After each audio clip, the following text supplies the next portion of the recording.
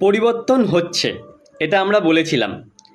বাংলার মানুষ তা ভোটের মাধ্যমে বলে দিয়েছে, কিন্তু তার রেজাল্ট পাওয়া যাবে 4 তারিখ। কিন্তু বিভিন্ন কোম্পানির এক্সিট পোল কি বলছে সেটা দেখব।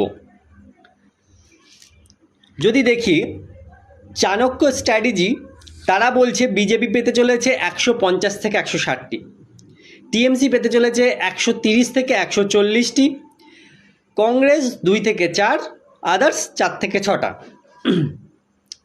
এরপরে প্রজাপোল অ্যানালিটিক্স বলে একটি সংস্থা, তাদের দাবি বিজেপি পেতে চলেছে 178 থেকে 208টি, টিএমসি পেতে চলেছে 85 থেকে 110টি। এখানে এরা বলছে বিজেপি 200 ক্রস করতে পারে, আর টিএমসি কিন্তু 100 ক্রস নাও করতে পারে, এটাই দেখার কিন্তু। আর আদার্স 0 থেকে 5টা পেতে পারে।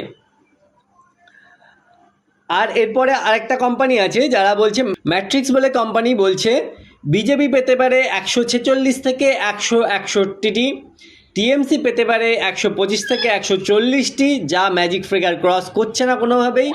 আদার্স পেতে চলেছে 6টা থেকে 10টা।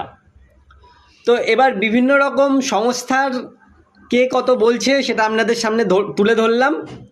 পরিবর্তন আসছে, তবে বিজেপির কর্মীদেরকে একটাই বার্তা দেব, ভোট কাউন্টিংয়ের সময় দাঁতে দাঁত কামড়ে ওখানে পড়ে থাকবে, না হলে ভোট চুরি হওয়ার সম্ভাবনা এখনও আছে। ওরা কিন্তু শেষ কামড় দেবে, তো সাবধান।